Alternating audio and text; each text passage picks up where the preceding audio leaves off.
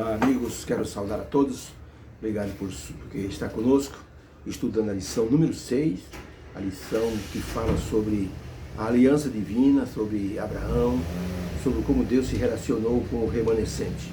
A lição hoje de quarta-feira, dia 5/5, fala sobre o povo restante, o remanescente. Interessante que Deus fez uma aliança com Abraão e disse que a nação que viria de Abraão seria numerosa. E agora nós vemos Deus se relacionando com o pouquinho de gente que sobrou dessa geração grandiosa, que Deus pretendia abençoá-los e transformá-los então ali de novo numa nação abençoada. Quando lemos na Bíblia as narrativas da misericórdia divina, nós ficamos impressionados de como Deus ele vai atrás do pecador, ele procura melhorar o relacionamento do ser humano com ele, como ele coloca as bênçãos para que as pessoas possam testemunhar e mostrar que existe um Deus verdadeiro que se preocupa com os seus filhos, tá? Mesmo com o pecado dos homens, mesmo com suas rebeliões, com suas idolatrias, com sua afronta à santidade divina, nós vemos sempre a boa mão divina, outorgando bênçãos, direcionando, trazendo mensagens, se preocupando com as pessoas que estão ali dentro da aliança, tá? E mesmo assim as pessoas continuaram a se rebelar contra Deus, contra a palavra do Deus Altíssimo, chegando ao ponto até de maltratar os mensageiros divinos que queriam reconduzir as pessoas de volta para as bênçãos da aliança. Deus não pressiona ninguém, mas Deus avisa, porque Deus ama. Deus não gosta de ver a infelicidade das pessoas. E quando as pessoas elas se afastam dele, a consequência vai trazer infelicidade. Por isso que Deus se preocupava sempre com as pessoas que faziam parte da aliança. Aliança primeiro com Moisés, né? Na pergunta 4, mesmo com a apostasia, apelos divinos e arrependimento do povo de Israel, que esperança Deus ainda ofereceu? Olha o texto, Isaías 4, verso 3. E será que aquele que ficar em Sião e permanecer em Jerusalém será chamado santo, isto é, todo aquele que estiver inscrito entre os vivos em Jerusalém. Então Deus aí mostra o cuidado dele por aqueles que tomassem a escolha ou fizessem a escolha na direção divina. Miqueias 4, versos 6 e 7. Naquele dia, diz o Senhor, eu congregarei aquela que cocheava e recolherei a que tinha sido expulsa e a que eu afligi. Deus falando com as pessoas como se fossem ovelhas. E daquela que cocheava, que mancava, eu farei um resto. E da que tinha sido arrojada para longe, eu tornarei e farei dela uma nação poderosa. E o Senhor reinará no monte Sião. Sofonias 3, verso 12 e 13. Mas deixarei no meio de ti um povo humilde e pobre, e eles confiarão no nome do Senhor. O remanescente de Israel não cometerá iniquidade, nem proferirá mentira, e na sua boca não se achará engano, e eles deitarão tranquilos. Olha o despejo que Deus faz, mencionando a questão de estar indo atrás daqueles que restaram diante da apostasia do problema. Lembra-se de Elias que chorava porque dizia, Senhor, me mata, porque só eu fiquei, Senhor, e que adianta, uma andorinha sozinha não consegue fazer verão, eu estou sozinho lutando contra o rei Acabe, contra a rainha Jezabel, contra os adoradores de Baal, eu não vou conseguir, então é melhor que o Senhor me mate. Aí Deus disse, Elias, tem 7.000, um remanescente que não se dobraram diante de Baal. E então Elias ficou espantado, tem 7.000? Então tem 7.001, porque eu estou no meio deles.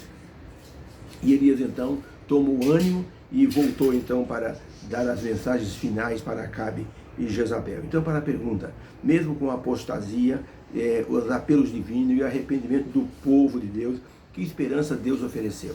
A resposta é, Deus prometeu que aqueles que ficassem em Jerusalém seriam chamados santos, e ele ajudaria o remanescente a se consagrar e reinaria juntamente com eles, ou para eles. Tá?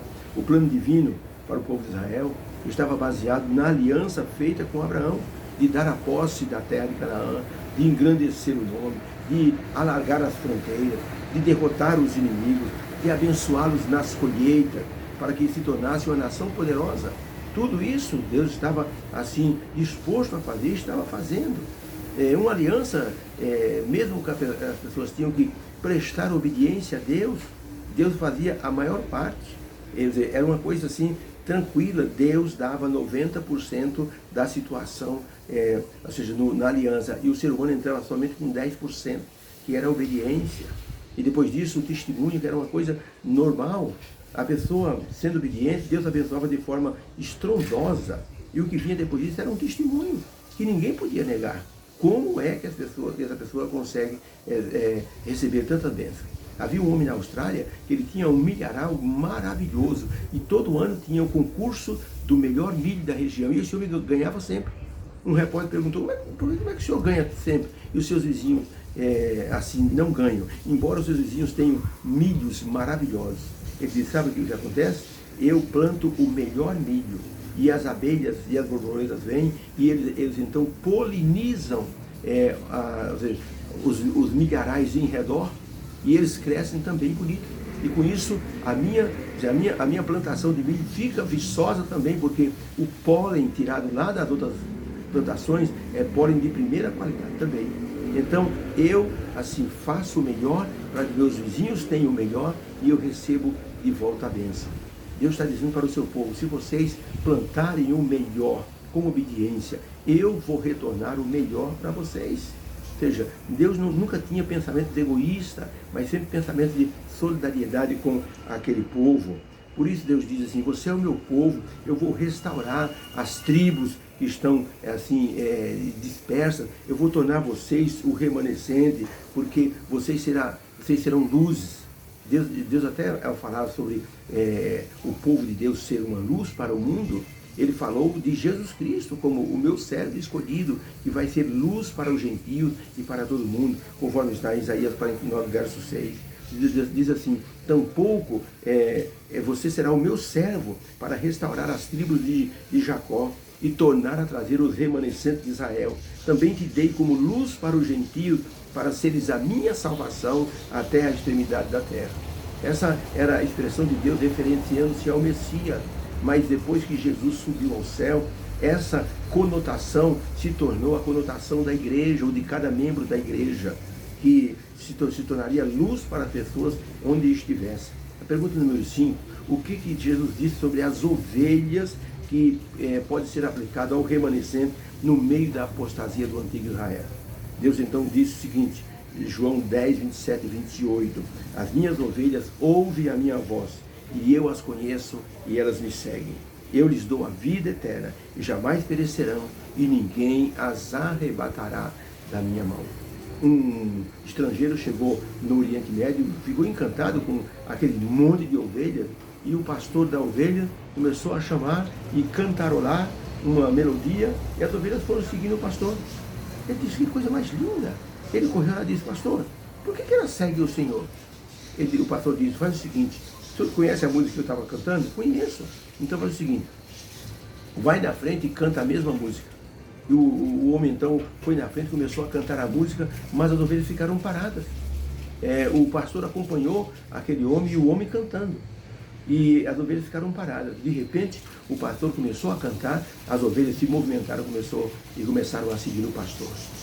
O estrangeiro perguntou para o pastor: pastor, não estou entendendo, eu estou cantando a mesma música que o senhor está cantando, e o senhor me perdoe, eu estou até cantando até mais bonito que o senhor. Por que as ovelhas seguem o senhor? Então o pastor diz: porque elas conhecem a minha voz. Jesus está dizendo: as minhas ovelhas conhecem a minha voz, e eu as conheço, e elas me seguem, e ninguém vai arrebatá-las da minha mão.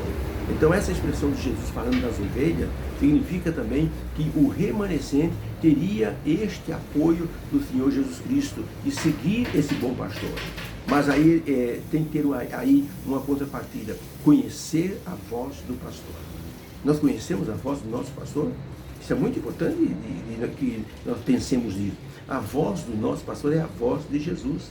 A voz do nosso pastor pode ser assim ouvida numa pregação, pode ser ouvida num texto lido, que Deus fala conosco.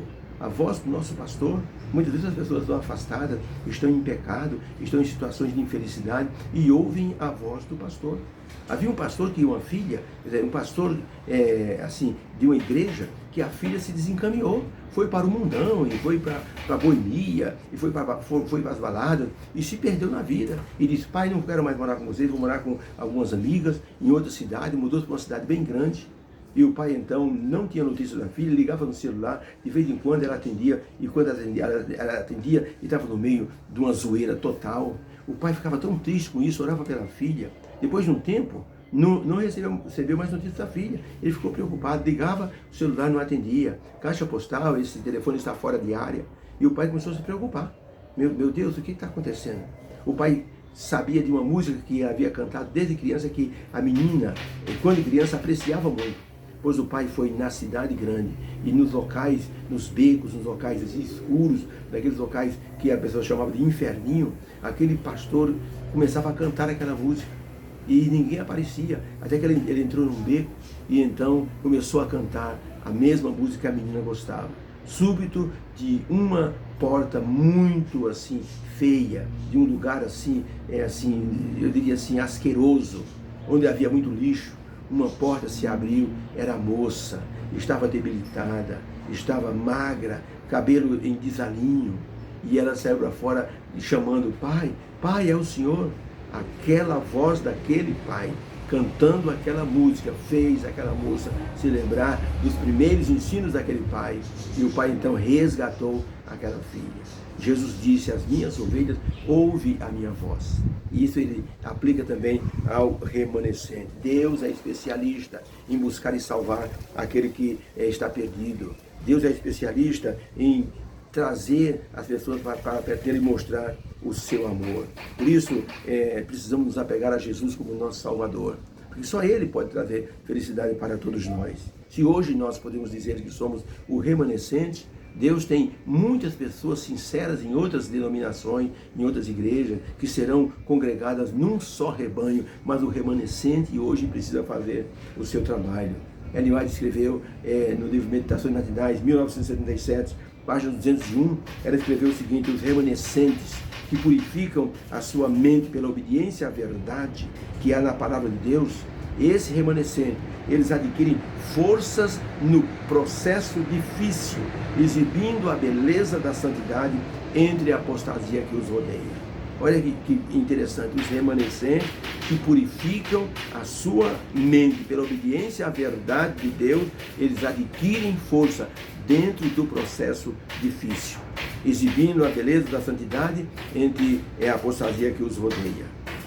Olha a resposta de uma mulher remanescente questionada por um incrédulo, por que ela estava lendo a Bíblia. A mulher diz, porque eu encontro na Bíblia uma fonte de conhecimento que me ajuda muito. O ateu disse, mas a senhora não vai se lembrar de tudo que a senhora está aprendendo? A mulher disse, você pode ver aquele varal, está cheio de roupa.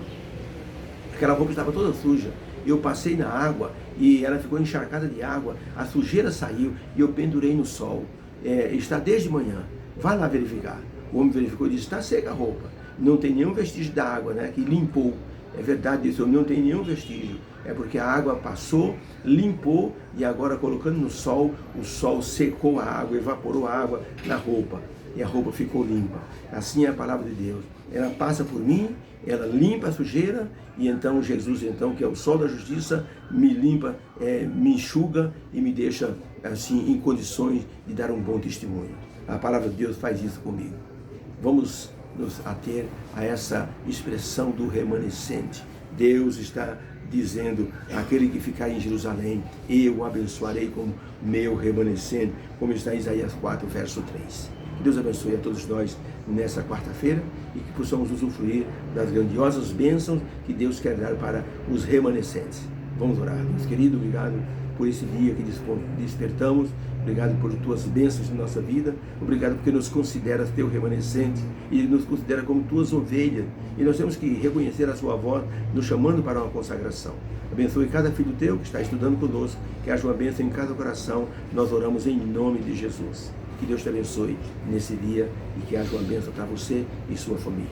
Fica com Deus.